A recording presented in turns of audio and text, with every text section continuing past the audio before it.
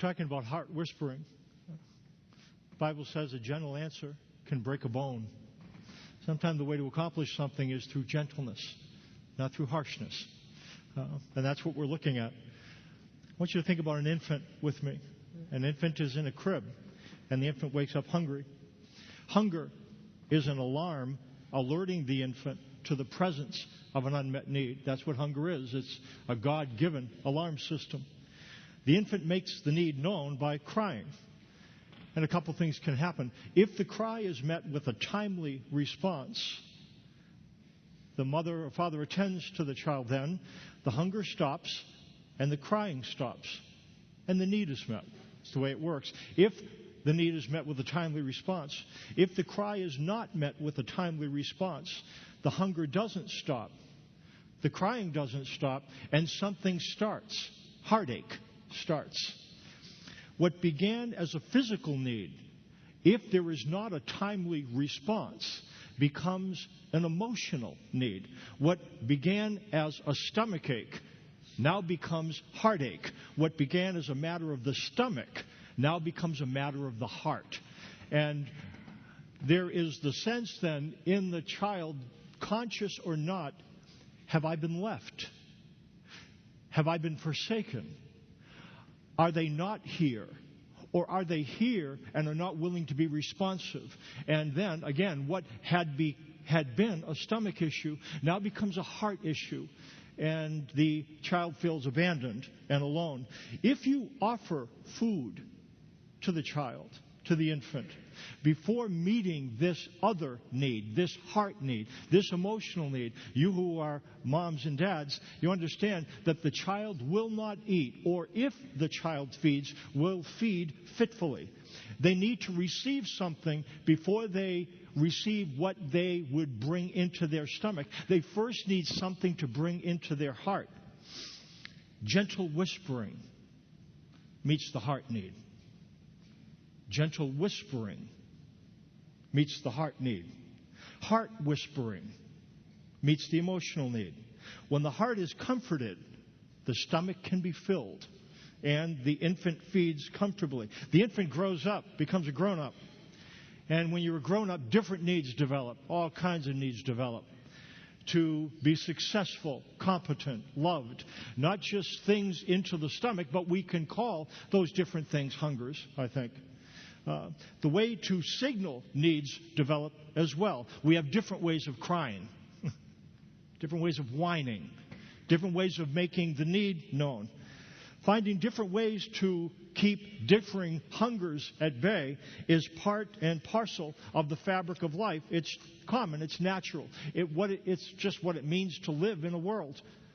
When the need goes unmet, though, and the hunger or the need is chronic or acute. There are some things that we kind of need, but there's some things we need.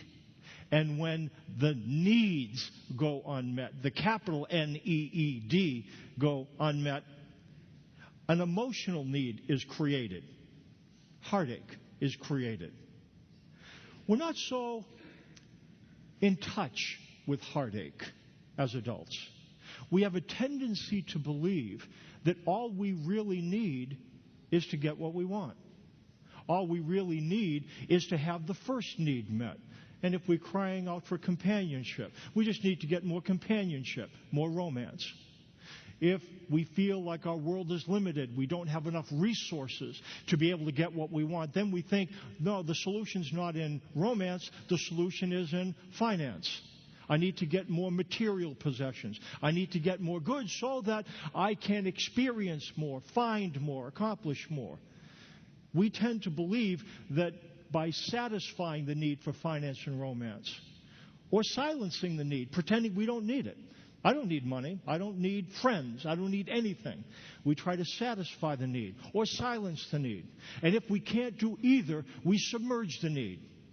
And if I throw a six-pack down, I'm not as aware of the needs that I have. And all those things, all they do is distance us from the deep need, the underlying need. And these things don't work.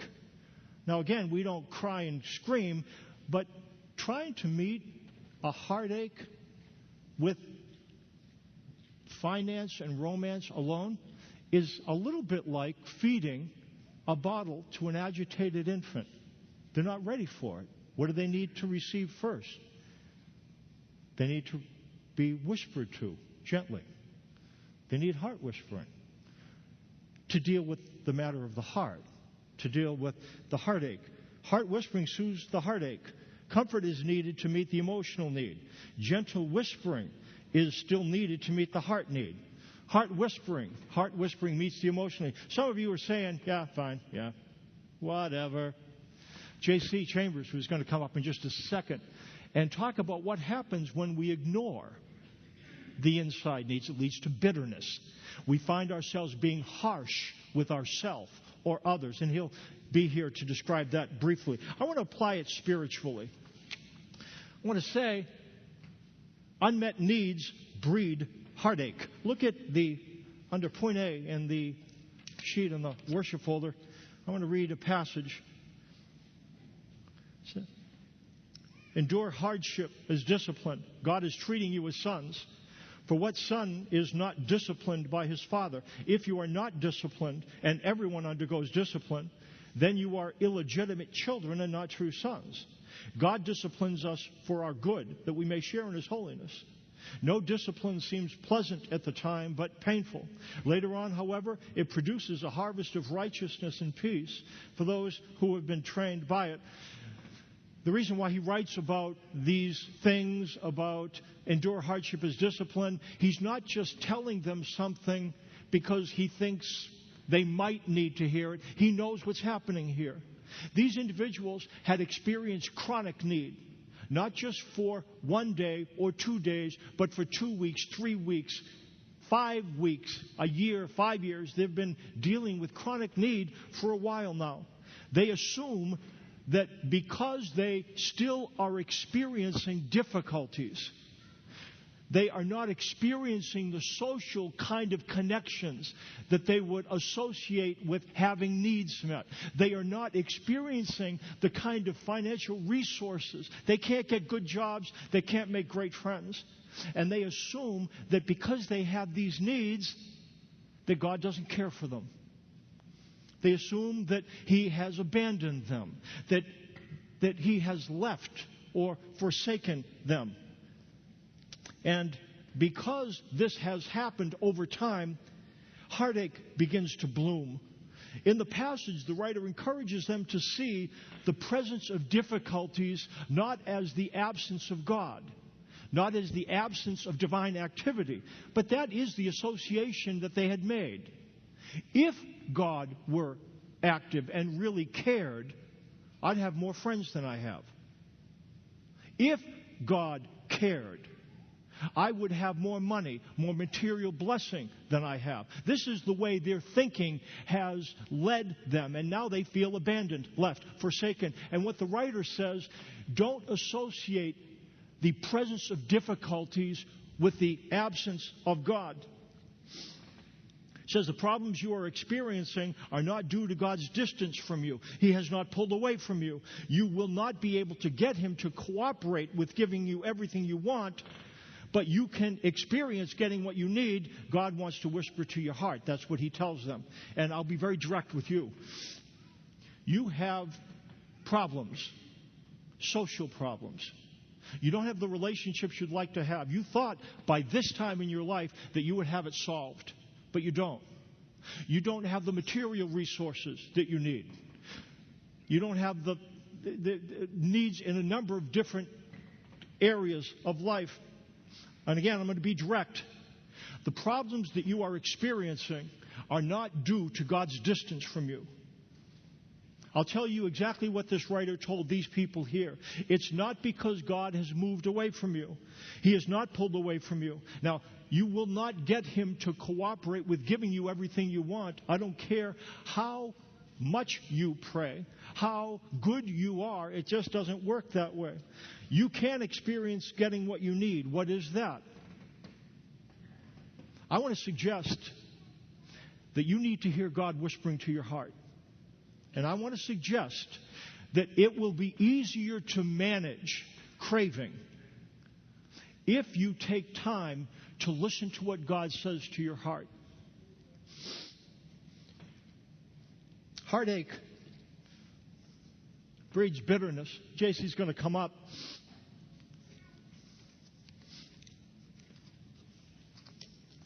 Talk about heartache breeding bitterness, and then I'll come back up to talk about heart whispering and how that soothes heartache.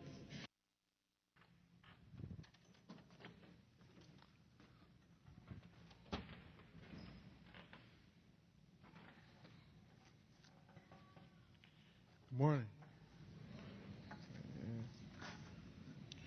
I should tell you I arrived today after a long week. I spent the night on a hard, cold airport floor Sunday because our plane couldn't land in Vancouver. When we got to Vancouver on Monday, there was 3 inches of snow. Shut the whole city down. I was hacked off. Like 3 inches of snow, what? South Dakota, man, a foot. We still rolling. We still rolling. I spoke too soon because my plane took me from Vancouver to a place called Prince George. In Prince George, there was 4 feet of snow sitting around. While I was doing my workshop, 11 centimeters fell. And those people just keep cranking. They just keep rolling. So I did my training and came back. On my way back, no events. So that's a good thing. So I'm glad to be here this morning. And I just want to talk simply about this passage, and I'm going to read it.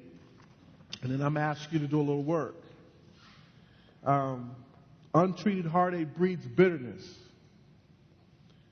The writer says this: therefore strengthen your feeble arms and weak knees. Make level paths for your feet, so that the lame may not be disabled, but rather healed. See to it that no one misses the grace of God, and that no bitter root grows up to cause you trouble and to defile many. And what I want to say just simply is kind of to think about this. I'm going to start with the end of this. And I'm going to start with the end and finish with the beginning. The Hebrew writer challenges us to do 2 things. See to it that no one misses the grace of God. And he also challenges us to see to it that no bitter root grows. Now I'm asking you to do this. Underline those 2 phrases real quick. And I'm an ex-teacher, so I'm watching you. See if you do it. Underline those, because we're gonna, and then circle the word after therefore. It says therefore strengthen. Circle that word. And I'm going to try and elaborate quickly on that point and then bring Mike back up. Heartache, whether it's fear or whether it's unmet needs, requires some form of stabilization or steadying. Because when heartache happens, it rocks us deeply at the core. Now, some of us are aware of our fear. Some of us aren't. That doesn't mean you don't get rocked. Some of us are aware of our need, and some of us aren't. But it doesn't mean that because I'm not aware of a need, it doesn't destabilize me. And the writer says in this passage, we're going to be stabilized by something. I believe the text teaches that we will steady or stable ourselves with either the confidence of God's loving grace for us, or we will steady ourselves with the confidence that nobody cares.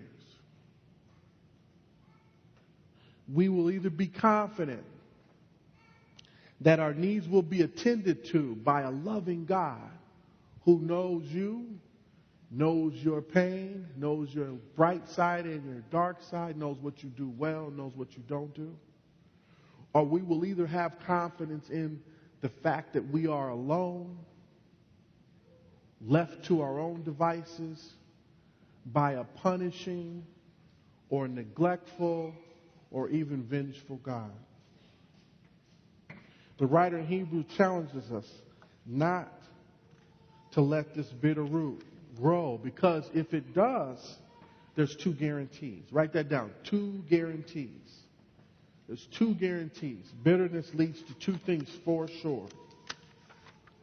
The writer tells us that bitterness will, if you are bitter, you will have trouble.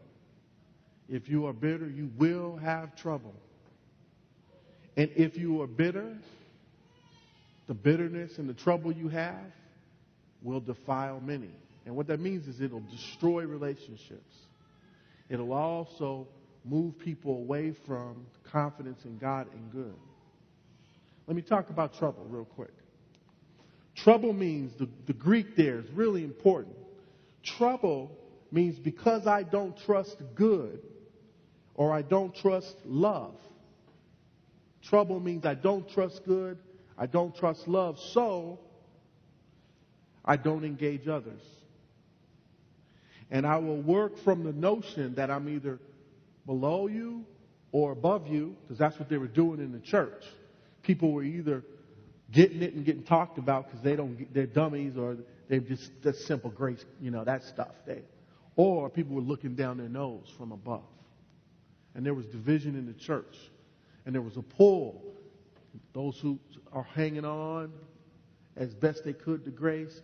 And then some of the believers were moving back to Judaism. But it'll also cause us to avoid people or abuse people. Trouble also causes us to toil, to work hard, to preserve ourselves. We will invest our time in keeping what we have and getting what we want. And what that does is turn you and me into objects. Keep what I have, so if you try to take it, you're a threat.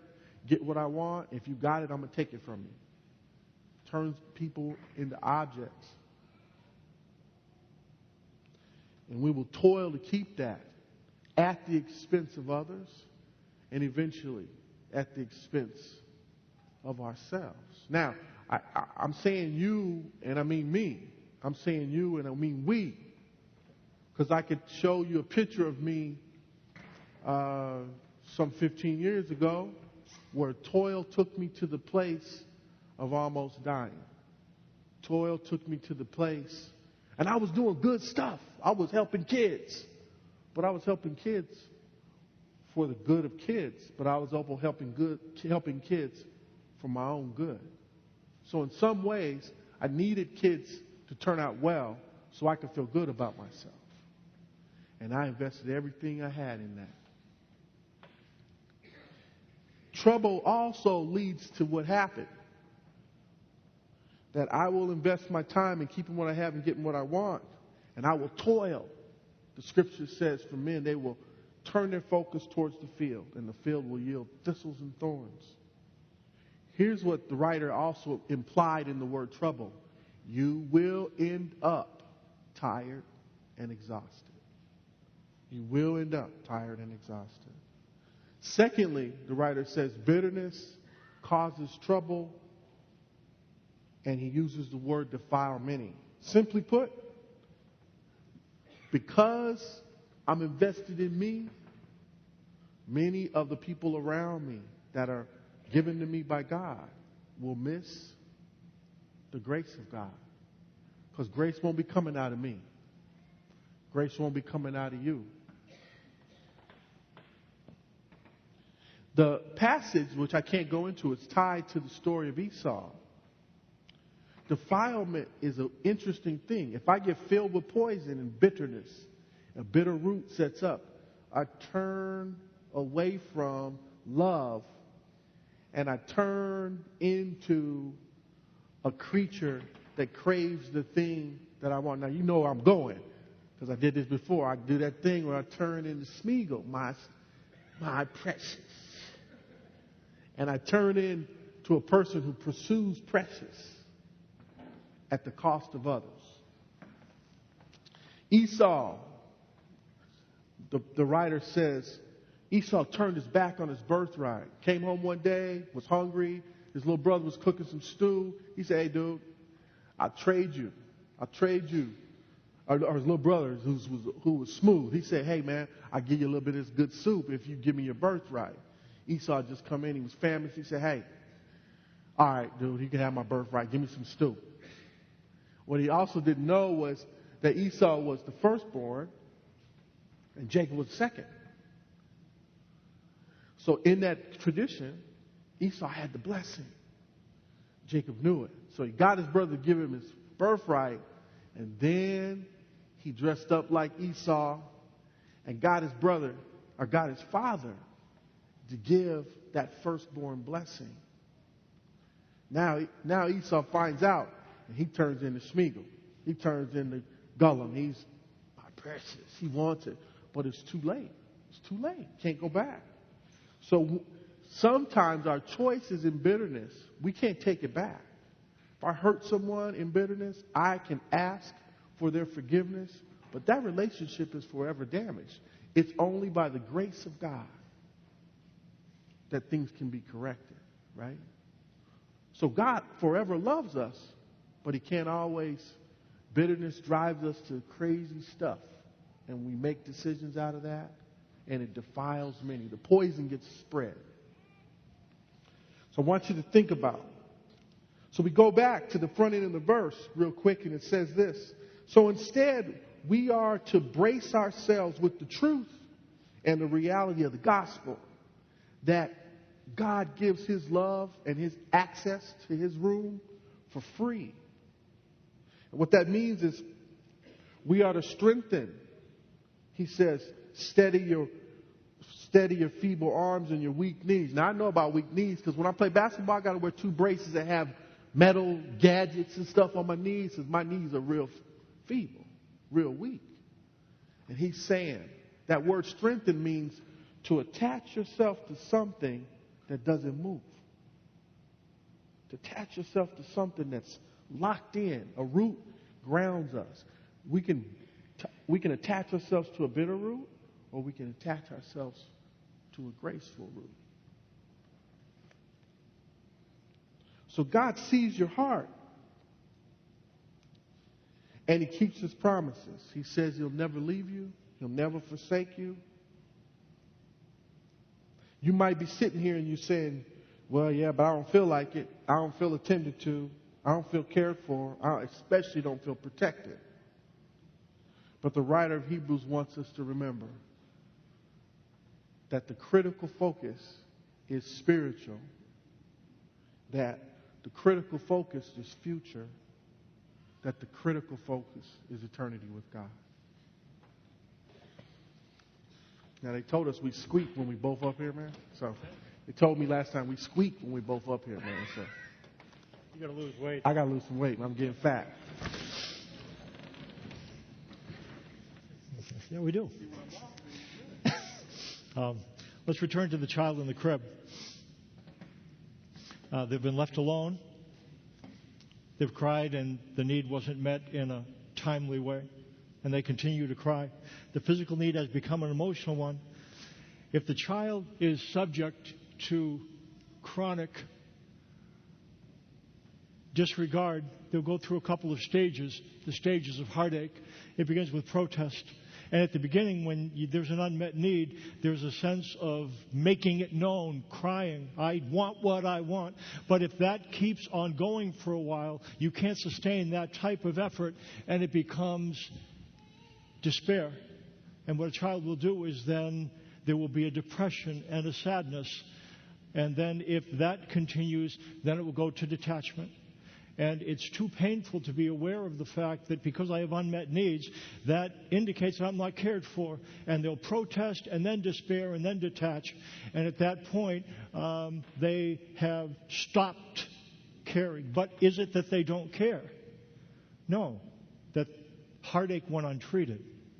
And untreated heartache passes through stages: protest, despair, and detachment. Well, what can we do? It can be difficult to respond to protest, despair, and detachment when it's an infant. It's one thing. But what you know, if that infant's in the crib and and and there's just violent crying. Harshness doesn't help. You selfish little brat, I'm always here for you. Does that do anything? Harshness, yelling, scolding, that's not going to calm the infant's need, because the infant doesn't need food right now. It needs comfort. It needs gentleness. It needs whispering. It only turns the protest into detachment. Heart whispering soothes heartache. Look what it says in the scripture. Marriage should be honored by all, and the marriage bed kept pure, the last part of Hebrews 13. For God will judge the adulterer and all the sexually immoral. Keep your lives free from the love of money. Be content with what you have. Dealing with problems, again, in the passage related to finance and romance. And these legitimate needs had become inflamed. And that's what happens when there's a legitimate need that goes unmet. It's not that the need gets smaller. It's that the need gets more inflamed and bigger. And right now they're at a place where that's all they can think about is getting another buck or using somebody else to solve my need for relationship. And the bitterness is leading to these types of things. That's what's happening. The Hebrews are craving the comfort that sex and money bring, and it is hurting them spiritually. Now, if you're going to write a letter to these people, what do? What would you have done? They're using finance and romance, and it's spilling over into really inappropriate stuff. How would you approach them? How do you approach others when they're dealing with finance and romance problems? One better. How do you deal with yourself? How do you deal with you when you're aware of greed? When you deal with lust? How do you deal with you? I want you to do this. Think of something that you want. Something you're hungry for. It might be vocational. It might be material. It might be social. It might be spiritual. What need do you have that's inflamed? It's the thing that you think about when you go to bed at night. You scheme about how you're going to get it. It's the thing that keeps you awake at night, in the dark, when you think about, if I only, how do you complete that sentence? That would indicate to you the area that you have inflamed need. Okay, I want you to just kind of think about that need. Think about it. Let it live. Let it live. Think about it. Who's getting in the way? Why does the need exist? How do other members of your family make it so that you can't have what you want? Or how are you messing up? You feel it. You know what's going to happen? It's going to lead to one of two directions. It's going to lead toward anger, and that's where some of us go. Anger. Some of us don't go to anger. Some of us go to apathy. Either way, anger or apathy, it's a result of inflamed desires. Okay, now, I'm going to tell you some things. I'm going to take a couple different approaches. I want you to think about the thing that you want and try to chronicle how this works. Okay. And I'm going to play God. Godette. Okay. Okay. Let's. Okay. Okay. You just see. I just blew it. I spent 5 minutes setting this up, and then I said a stupid thing. Okay. Try to get back to the bad place that you were just thinking about. I know. I want you to think about what you want. I am really disappointed in you. For real. And I'm God. After all the things that I've given you, and you can't be satisfied with what you have, why do you continue to want that thing? Are you at the place that you still are so undisciplined you can't control your desires? I sent my son to die for you. And this is how you repay me? Where's your discipline? Where's your devotion? How does that meet the need? What does that do? For some of you, you're saying, that's exactly what I need. You know what? No, it isn't. That's exactly what you don't need, because that's not what God says. You're saying, how do you know? Well, we'll see it in the passage. Let's try an experiment. We've done this before. Let's try it. What the heck? I want you to think about that thing, the thing that keeps you awake. Think about it. I want you to feel the anger and the apathy. You're either drained of life or you want to squirm in your seat. Shh. Be still and know that I am God. Never will I leave you. Never will I forsake you. Be still and know that I am God. Never will I leave you. Never will I forsake you. Be still and know that I am God. Never will I leave you. Never will I forsake you. What happened? For some of you, not much, Mike. Others of you, something sat down inside. Why? Because you're the little kid in the crib. I'm the little kid in the crib. Unmet needs breed heartache. Heartache breeds bitterness. We feel alone. We feel abandoned. And we think that if I just get more finance, more romance, that'll meet the need. No, it won't, because that's not the real need. That's not the real need. You feel alone. And if you're going to feel alone, then whispering is needed.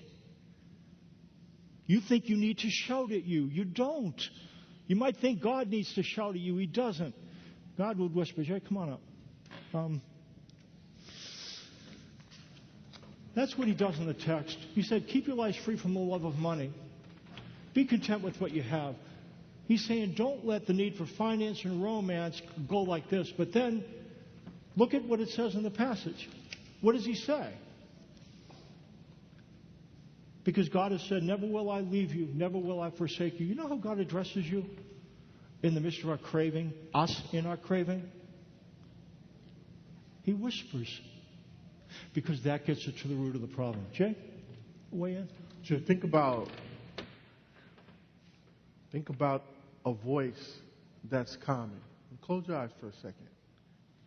And all I want you to do is, my voice isn't it, but I want you to think about every one of us has a voice that just calms us down. It could be your wife, it could be your daughter, it could be your son, it could be your grandma, it could be your grandpa, it could be your dad. In that voice is the whispering of God that gets to the heart. The writer in Hebrews suggests that when we want to know and to be in contact with God, in the face of turmoil, listen for the whisper. The whisper gets through.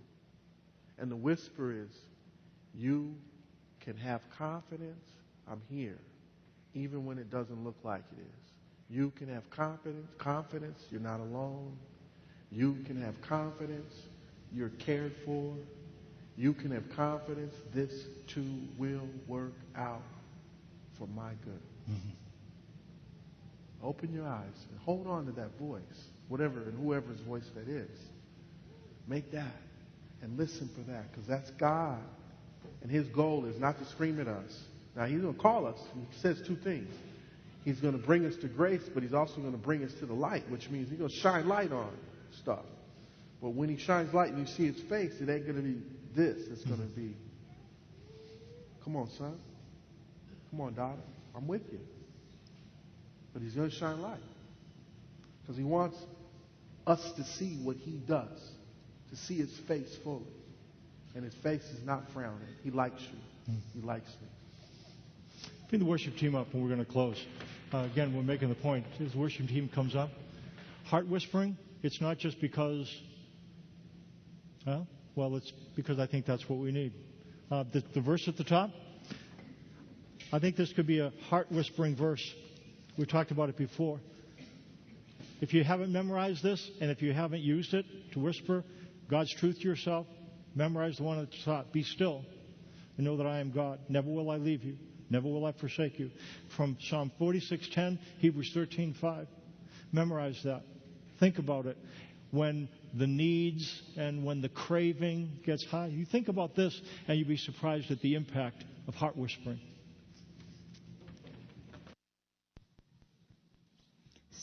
Please stand up. We'll sing this last song.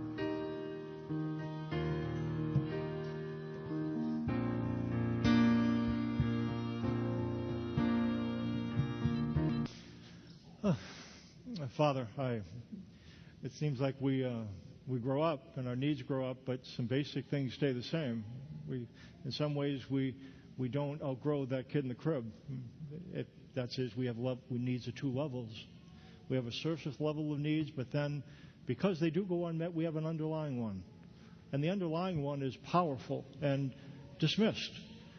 We shout at ourselves, berate ourselves, criticize ourselves, and imagine that you were doing the same. And we wonder why we get stuck. And you would address those surface things, but not first. You would address the underlying needs first. You would take us in your arms and you would whisper to us first. Be still. Be still. You would tell us about yourself. You'll never leave us or forsake us.